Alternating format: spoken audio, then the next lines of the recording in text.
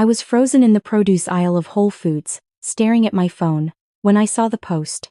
My ex-mother-in-law Patricia had shared a photo of my ex-husband's new girlfriend, Amber, holding an elaborate three-tier cake decorated with fresh flowers and gold leaf. The caption made my stomach turn. Finally, a daughter-in-law who knows her way around a kitchen. So blessed to have someone who understands that food is love. Number family first number. Real woman. Number blessed mile.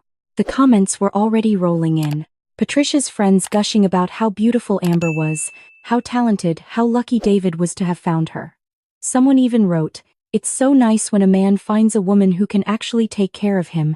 I knew that was directed at me. My hand tightened around the bunch of organic basil I was holding. For 12 years, I'd been a pastry chef at Meridian, one of the most acclaimed restaurants in Seattle. I'd trained under James Beard nominees. My lemon tart had been featured in Bon Appetit, but Patricia had never tasted a single thing I'd made. Not because I hadn't tried. Let me back up. My name is Rachel, and I'm 38 years old. When I married David Chen 10 years ago, I thought I was marrying into a warm, close-knit family.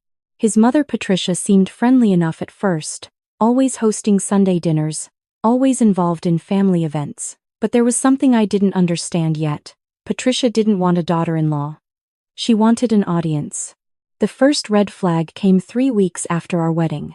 Patricia was hosting a birthday dinner for David's father, and I offered to make dessert.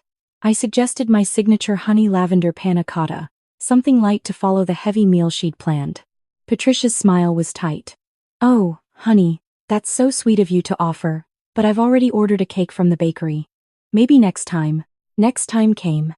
And the time after that. And the time after that.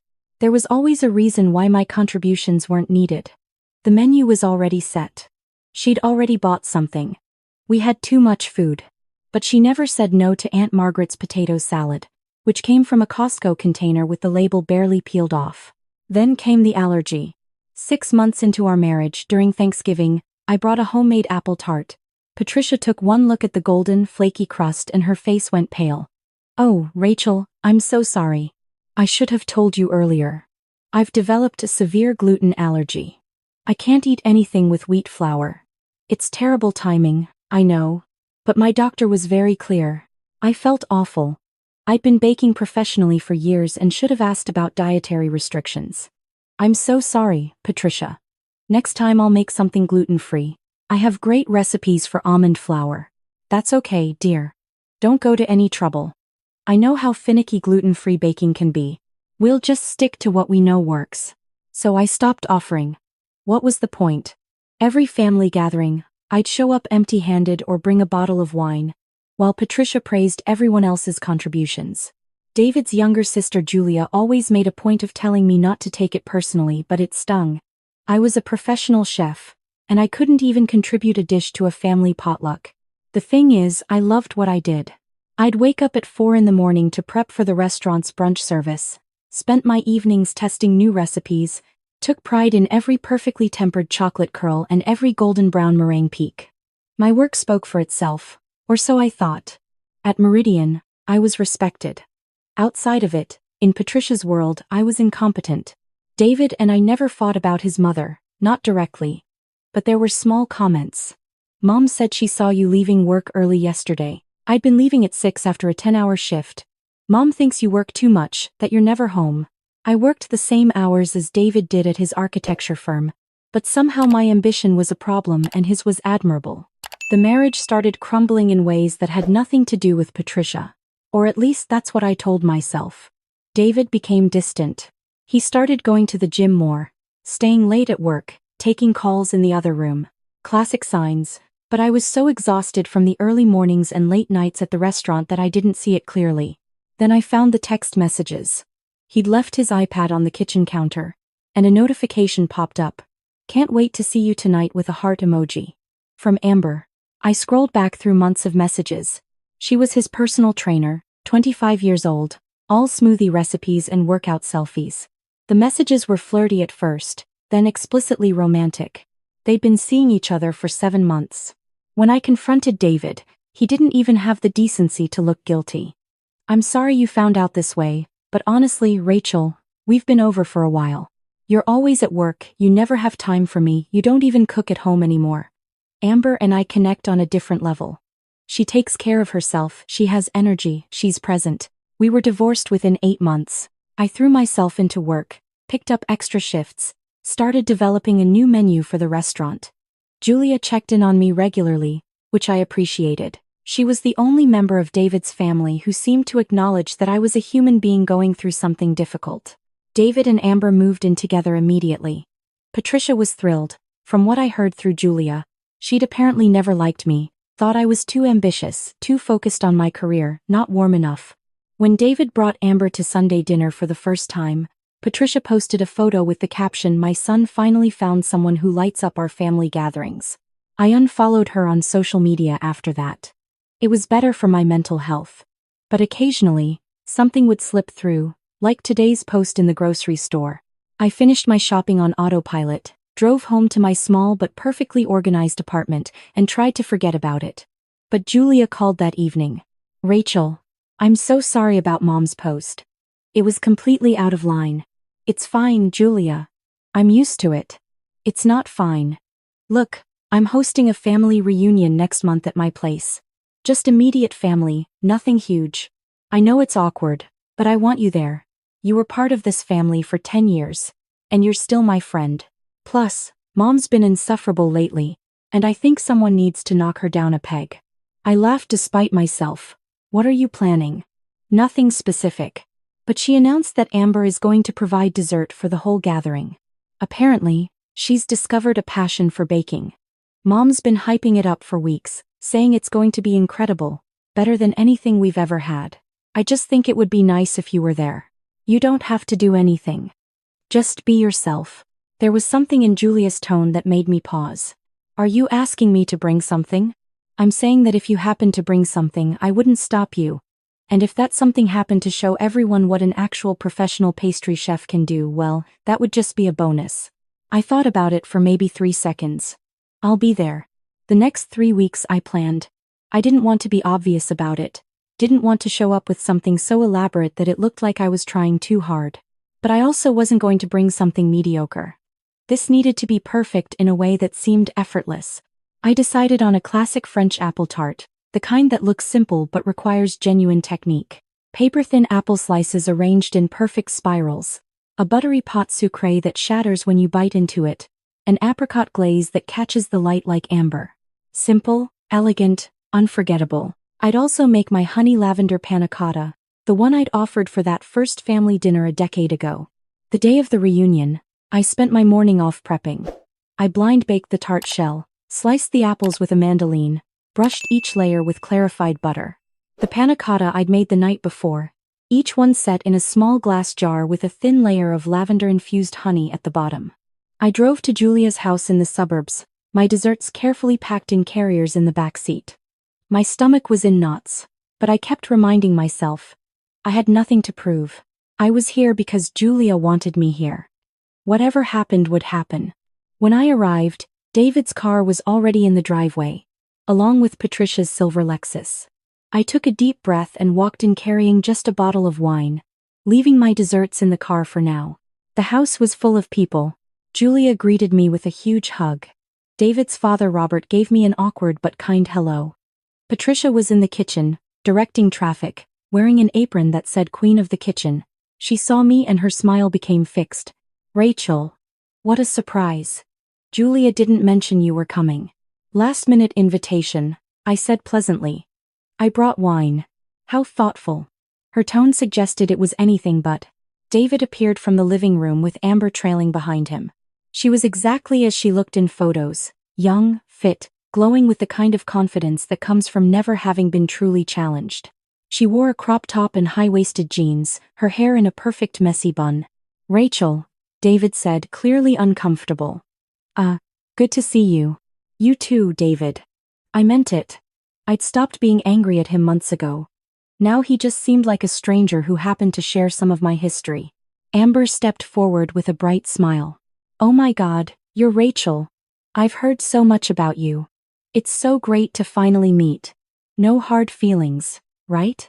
I mean, everything happens for a reason." I wondered what she'd heard about me and from whom. but I just smiled. Of course. Congratulations on everything.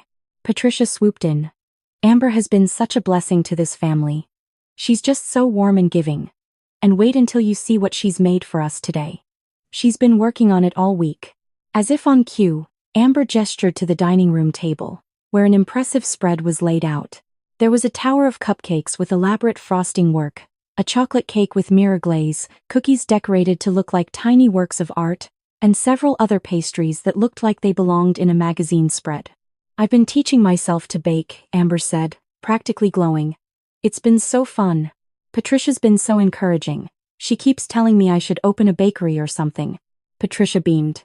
She's a natural. This is what passion looks like. I nodded appreciatively. It looks beautiful.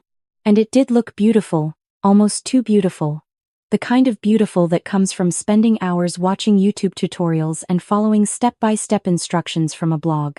There was something just slightly off about the proportions, the way the frosting was piped, the sheen of the glaze. Nothing obvious, nothing I could point to, but after 12 years as a professional I knew. We spent the next hour mingling. Julia kept shooting me meaningful looks. David's cousin asked me about work, and I told him about the new menu we were launching. Aunt Margaret, Patricia's older sister, was warm and kind as always. She'd been the one family member who'd always appreciated my cooking, who'd asked me for recipes, who'd defended me when Patricia made her little comments. When it was time to eat, Patricia made a big show of unveiling Amber's dessert spread. Everyone took pieces of cake and cupcakes, ohing and awing over the presentation, and I had to admit, they looked fantastic. But when people started eating, I noticed something. The compliments were about appearance. So pretty. Look at these decorations. How did you get this frosting so smooth? No one was talking about how it tasted. I took a small bite of a cupcake. The frosting was too sweet, the kind of sweetness that comes from pure buttercream made with shortening instead of butter. The cake itself was dry, with that distinctive texture of box mix. The chocolate cake had the unmistakable tang of store-bought ganache. The cookies were pretty but tasted like they'd been made from refrigerated dough and decorated to look homemade. I wasn't judging Amber for using shortcuts. Everyone starts somewhere, and baking is hard. But Patricia's effusive praise, the way she was making this into a referendum on who was the better woman, on who deserved to be in this family. It made something inside me snap. When Patricia announced it was time for coffee and everyone started moving to the living room, I quietly slipped out to my car and brought in my carriers. Julia saw me and grinned. I'll clear some space on the counter. I unpacked the apple tart first, the golden surface gleaming. The apple spirals perfect and precise. Then the panna cottas, each one topped with a fresh lavender sprig. They were beautiful, but in a different way from Amber's creations. They were beautiful because they were real. Aunt Margaret was the first to notice. Rachel, did you bring these? Oh my goodness. Is this your famous apple tart? Patricia, look what Rachel brought. Patricia came into the kitchen, and I watched her face carefully. For just a second, there was something like panic in her eyes. How thoughtful, she said, her voice tight. But we already have so much dessert. There's always room for more. Aunt Margaret said, already reaching for a panna cotta. She peeled back the plastic wrap, dipped her spoon in, and took a bite. The room went quiet. Aunt Margaret's eyes closed. Oh my God, she said softly. Patricia, you have to try this. I can't. Remember? My gluten allergy. There's no gluten in panna cotta. Mom, Julia said sweetly. It's just cream and gelatin. Patricia looked trapped. I'm very sensitive. I can't risk cross-contamination. But other people were trying it now. David's cousin. Robert, Julia's husband. And I watched as their faces changed, as they tasted something real after something artificial. It wasn't dramatic. There were no grand proclamations. Just a shift in the energy of the room. Rachel, Robert said quietly, this is extraordinary. Thank you. David tried the apple tart. I watched him take a bite, watched his expression change. Jesus, Rachel. This is incredible. Why didn't you ever make stuff like this when we were married? I offered. Many times. The room got very quiet. Patricia tried to laugh it off. Oh, David, you know Rachel was always so busy with work. She never had time for things like this. This is literally what I do for work, Patricia. I'm a pastry chef. More people were trying my desserts now, and the compliments were different from the ones Amber had gotten. These weren't about appearance. This texture is perfect. How did you get it so light? The flavor is incredible. This is restaurant quality. Amber looked increasingly uncomfortable. She pulled David aside and I could hear her whispered, "Why didn't you tell me she was a professional chef?" Aunt Margaret was on her third panna cotta. "Patricia, I don't understand. You've been telling me for years that Rachel couldn't cook. But this is some of the best dessert I've ever had." "I never said she couldn't cook, Margaret. I said she was too busy to cook for the family." "Actually, Mom," Julia said, her voice sharp, "you told all of us that Rachel didn't know her way around a kitchen. You said she was one of those career women who doesn't understand that food is how a family shows love." "I remember because I defended her." Patricia's face was red. "I may have been frustrated that she never contributed to family gatherings. Because you told her you were allergic to gluten." Julia's voice was rising. "Every time she offered to bring something, you had an excuse. And now you're posting on Facebook about how Amber finally knows how to cook, like Rachel was some kind of failure." The room was silent now. Everyone was looking at Patricia. I felt a strange mix of vindication and sadness. This wasn't how I'd wanted this to go. "Patricia," I said quietly, "can I ask you something? And I want an honest answer. Have you ever actually tried anything I've made?" She didn't answer. "Because I worked at Meridian for 12 years. We did private catering for a lot of events in the city. Corporate lunches, weddings, charity galas. And I have records of every event we catered."